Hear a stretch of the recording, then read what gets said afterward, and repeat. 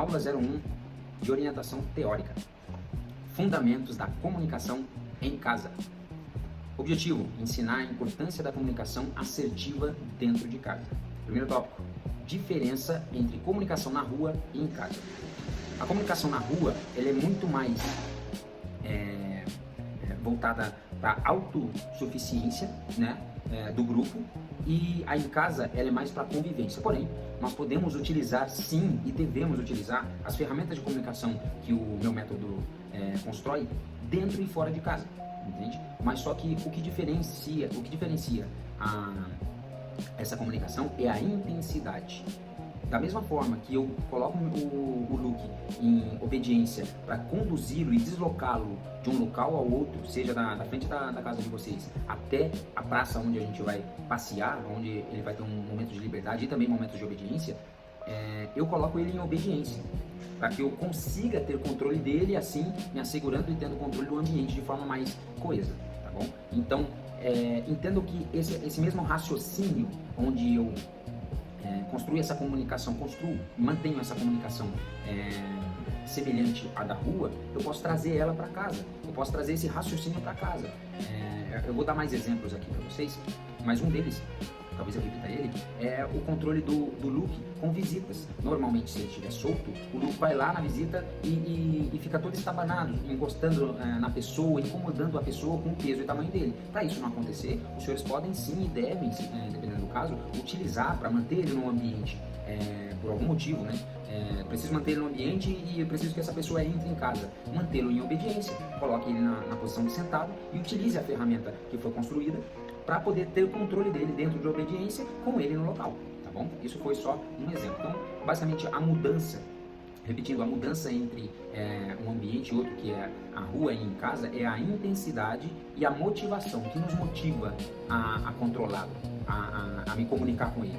Em casa, na rua, na verdade, o que motiva é eu conseguir conduzi-lo com controle, porque ali no ambiente de rua tem várias coisas que podem acontecer se eu não tiver controle do cachorro, né? Então a intensidade vai ser um pouco maior porque eu estou em sociedade, né? Agora dentro de casa também estou em sociedade, mas um grupo menor, um grupo que aceita mais os erros. Porém, eu não devo permitir que ele faça tudo o que vem na cabeça dele. Eu tenho que controlá-lo, assim como a aula 00 deixou bem claro em alguns aspectos, né? Eu tenho que corrigir ele e eu tenho que punir ele em momentos específicos e recompensá-lo em momentos específicos. A partir do momento que nós entramos em contato com o cão, nós estamos treinando, nós estamos se comunicando. Então essa comunicação tem que ser assertiva, tá bom? Passando para o próximo tópico. Como usar comandos básicos em situações cotidianas. Agora eu vou colocar um pouquinho aqui de exemplos, dentro da teoria, exemplos para vocês. Gostaria de ter vídeos para mostrar, mas a gente vai continuar dessa forma para ser mais dinâmico e levar a informação para vocês, né? Mas um pouco que o David já viu, dá para você ter uma ideia de como fazer isso. Claro, com o meu acompanhamento, eu vou colocar realmente vocês no jogo com essas ferramentas, usando as ferramentas com a imaginação de colocar na realidade de vocês, tá bom? Como usar os comandos básicos em situações cotidianas. Exemplo.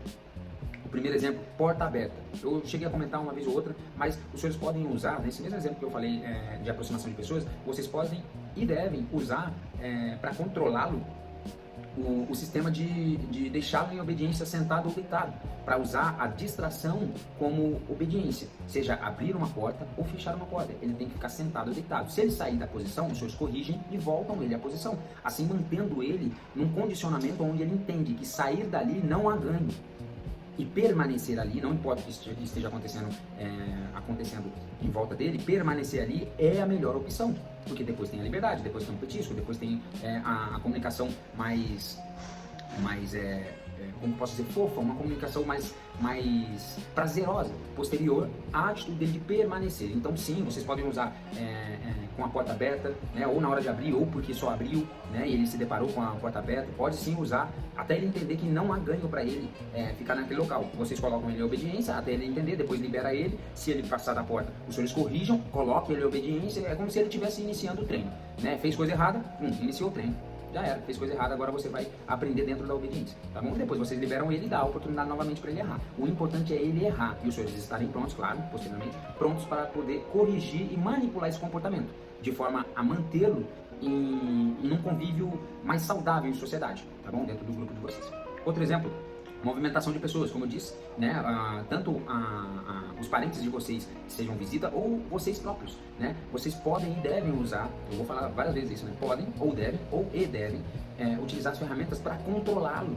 Não sigam a regra que ele está escrevendo. Se a ferramenta foi criada, a ferramenta de comunicação foi criada, utilize-a com bastante parcimônia e imaginação. É para o que vocês precisarem. Eu preciso abrir a porta do carro e ele pula lá dentro. Obediência. Eu preciso que uma pessoa passe sem ele pular. Obediência. Começa com ela longe. Vou dar um exemplo da filha de vocês. Começa com ela longe. A filha de vocês passa longe e ele é quem obediência. A filha de vocês, na medida do possível, ela se aproxime e ele é obediência. Ele não pode sair de cima. Ele não pode pular nela. Ele não pode nem titubear, inclinar a posição dele, induzindo que ele vai sair do centro. Vocês corrigem e colocam ele novamente em centro. Tá bom? Isso não é ensinar ele a ferramenta. Isso é utilizar a ferramenta em situações novas. Vocês estão ensinando situações novas para ele com a mesma ferramenta de comunicação, tá bom? Que é o ato de permanecer, seja deitado ou sentado, tá bom?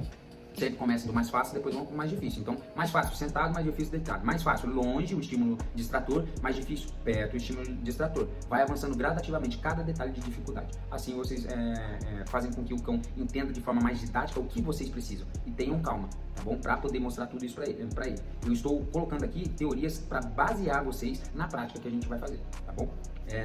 Tem mais uma aqui, interação com outros indivíduos, que seria tanto cães quanto pessoas. Depois que ficar bem claro para vocês como utilizar as ferramentas de comunicação, e no caso do Luke, há um nível de intensidade necessário para a comunicação, que é em relação a contato com outros cães, há uma necessidade de vocês de interagir de forma muito mais firme do que eventual.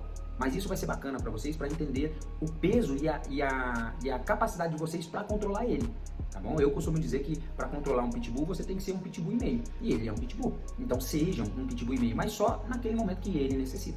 Um desses momentos é a agressividade com cães, tá bom? Eu já construí um pouquinho desse entendimento, porém a gente vai fazer alguns treinos intensivos e específicos para corrigir esse detalhe, tá bom? Como eu já havia falado com o David, a gente vai prosseguir com esse planejamento. Vamos lá. E agora eu tenho para vocês, esse vídeo é mais curto, eu tenho para vocês mensagem final. Antes da mensagem final, coloquem aqui as dúvidas de vocês. Aqui está aparecendo um dizer dúvidas, para que vocês realmente tirem as dúvidas, né? Não fiquem com dúvidas. E conversem comigo para a gente ir batendo um papo e alinhando esse conhecimento e essa teoria na parte lógica, para entender melhor os cães e se comunicar de forma mais assertiva, tá bom? E a mensagem final é: a consistência da comunicação é o que transforma o treino em hábito. Então, se vocês tiverem consistência, permanecerem sempre se comunicando de forma firme, de forma abrasiva, se for necessário, e meiga, quando também o cão estiver andando na linha, o cão, é tudo que o cão precisa, de um equilíbrio, de um líder equilibrado, onde ele cobra, se o cão estiver fora do raciocínio, para viver em harmonia, e onde ele é recompensado quando ele toma uma atitude agradável, uma atitude que o grupo aceita, tá bom? Então, repetindo, a consistência da comunicação é o que transforma o treino em hábito, tá bom? Essa foi a videoaula, espero que vocês tenham gostado. Se novamente tiverem dúvidas, entre em contato comigo e a gente vai resolvendo os pormenores, tá ok? Muito obrigado por ter assistido até aqui e até o próximo vídeo.